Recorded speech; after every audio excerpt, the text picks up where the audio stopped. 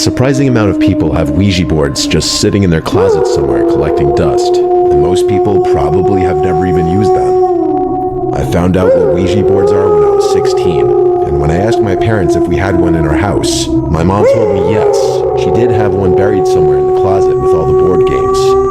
That closet was in the basement by the laundry room, the small closet with a bunch of my parents' old stuff. I was intrigued to try using a Ouija board because I was slightly superstitious.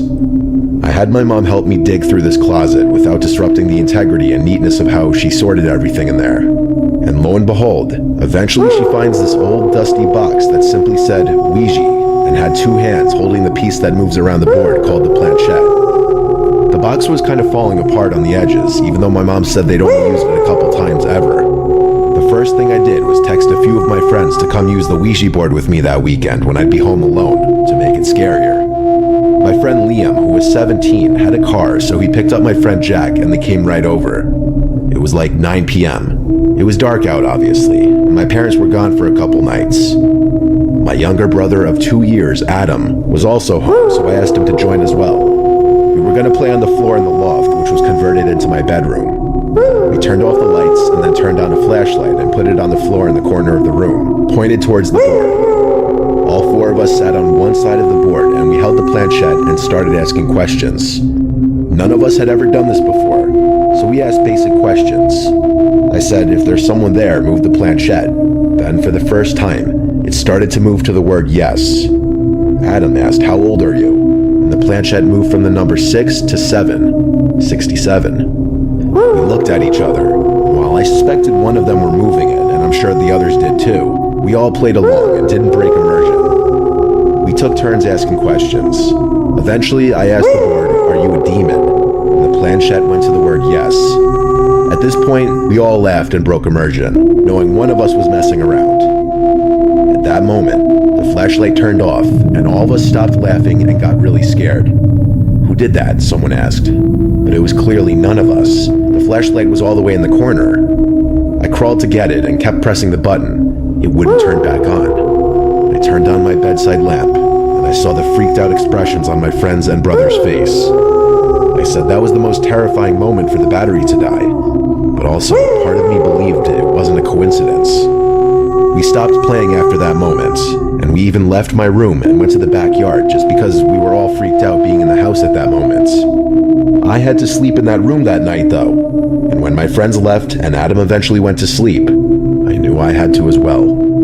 I put the Ouija board back in the box and brought it downstairs out of my room. I just felt weird sleeping in the same room as it that night. As soon as I turned off the light, I just tried to go to sleep right away, not sitting on my phone for an hour or whatever, like I usually do. As I was starting to finally drift off into a half-sleep state, something in my closet fell over. I immediately rose up and looked in the direction of the closet door. I flicked on the bedside lamp and walked over to the closet. It was a small walk-in closet where I kept some of my clothes. There's a light switch on the outside of the closet that turned on a single light bulb inside of it. I flicked it on and looked down at the crack at the bottom of the door. There were what looked to be two shadows cast by feet on the other side of the door. As soon as I saw this, I started screaming at him and ran to his room. I explained to him what I just saw and led him to my room to show him. When he came to my room, the light in the closet was still on, but the shadows at the bottom of the door weren't there anymore. I opened the door, and there was nobody in the closet, but there was something on the floor. It was a wooden box that I made in arts and crafts that I would put childhood memorabilia in. It somehow fell over and the contents spilled onto the floor. There is no draft in the world that would have knocked that over. It made no logical sense. I slept in my parents' bed that night and then the next, and for a week after that I slept in the spare bedroom. Eventually I would start sleeping in my own bed again, but I would never forget that night. I haven't touched a Ouija board since.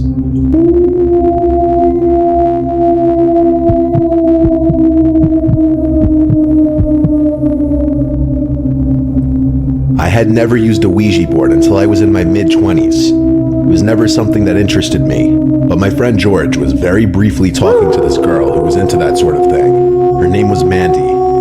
She was into exploring abandoned and allegedly haunted places. One day he invited me to go with them and her friend to this apparently haunted abandoned house about a half-hour drive away. He She guaranteed me the friend was cute in order to entice me to go. I didn't have anything going on that night, so I said, why not? We would be doing this late at night. George picked me up first around 11 p.m., and then we drove to pick up the girls from this park. I had already met Mandy once, but not her friend.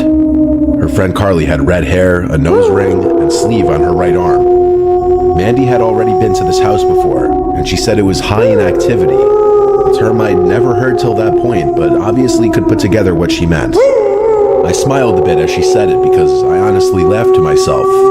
I don't believe in the paranormal myself, so I found it a little humorous.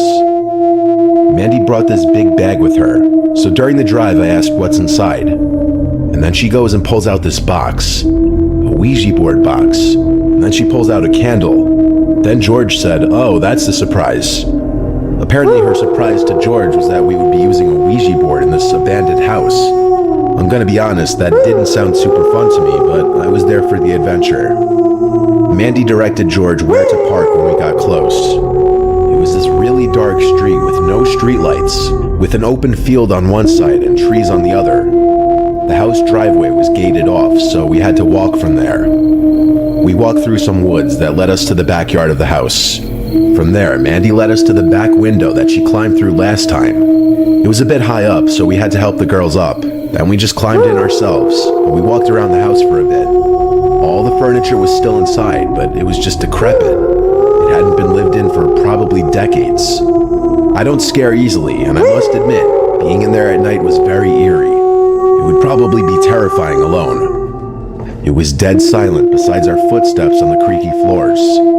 There were some old portraits of people hung on the wall. They looked like they were taken in the 50s, which made me wonder how old this house was and what was the story behind it. Most likely the couple living there died and there was no family left to claim the house. Mandy set up the board on the floor and she lit these 2 candles.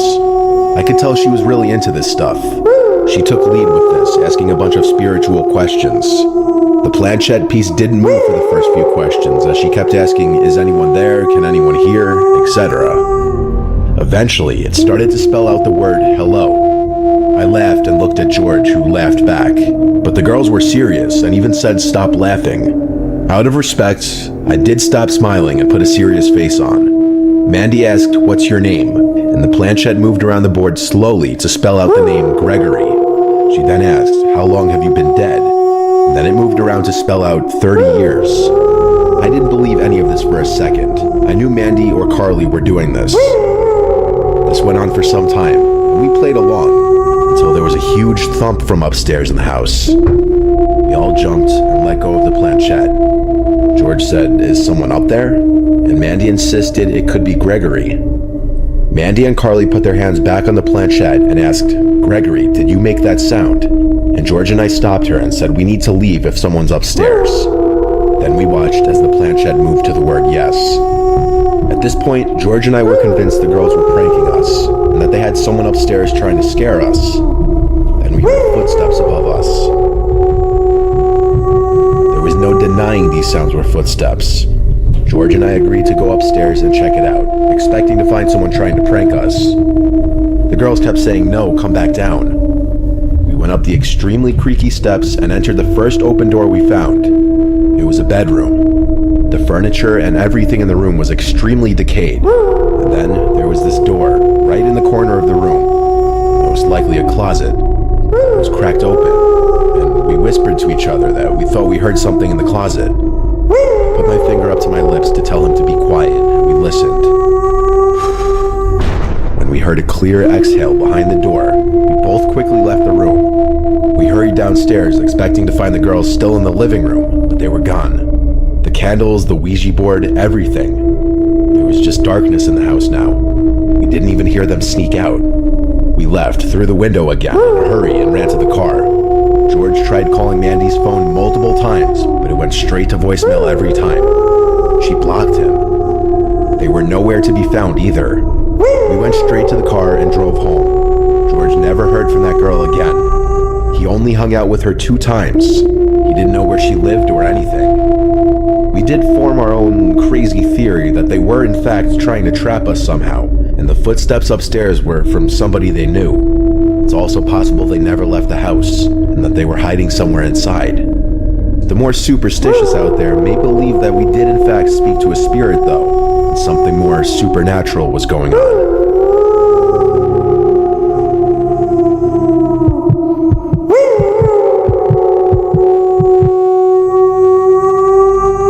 In October of 2015, when I was a junior in high school, I was in my horror phase where I was obsessed with everything scary and supernatural. With Halloween coming up, I was also reading a lot of scary stories about Ouija boards and people's experiences with them. My curiosity was piqued, and so I ordered a Ouija board off Amazon. And when it arrived, I waited till a night our parents were not home to use it. I convinced my little sister to try it with me. We were at the dining room table with the lights dimmed, both of us holding the planchette. I asked the board some questions, and my sister and I both laughed because it was kind of awkward and funny. I started to move the piece around, trying to creep out my sister, but she knew it was me doing it. After a few minutes of doing this, we were starting to get bored, and my sister wanted to stop. I said let's try for a few more minutes. After a little bit more waiting for the planchette to move from some unseen entity, we decided to give up. My sister went to her room after this, and I went to mine. I looked up more Ouija board stories online and kept reading people's experiences with them, and then I looked up why it didn't work for us. Other people had said their first time using Ouija boards nothing had happened, so I decided I would try again. That night around 1 a.m., when my sister was already asleep, I went back down to the dining room and dimmed the lights again. I once again tried to use the Ouija board, asking similar questions as a few hours ago, just in a lower voice to not wake up my sister. I held the planchette with both hands, waiting for it to move, but it never did. Instead, I heard sounds from upstairs, like soft footsteps. It could have been my sister. She might have heard me down here. The footstep-type sounds were followed by a muffled female voice. It didn't sound quite like my sister, though, and the voice was coming from directly above me. The room above the dining room was our older brother's room, who was away at college.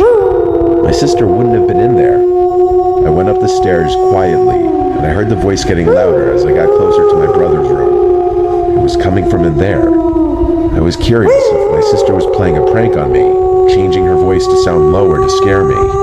I got to the door and put my ear up against it. I heard the voice of what sounded like an older woman. I wasn't sure how my sister could be doing a voice like that. At first I didn't know what was being said, until I realized that the voice kept saying, "Grandma's here, Georgie," over and over. It was the voice of my dead grandma. I felt every hair in my body stand up. I opened the door and turned on the light, and no one was inside. The voice had stopped. I ran to my room and shut the door and locked it and curled up under the covers. I felt the whole room spinning as I couldn't form any rational thoughts of what just happened. It was too vivid to have imagined it. When I calmed down, I did a prayer before going to sleep. Or at least trying to go to sleep. I was awake all night. I still remember this night just as vividly 8 years later.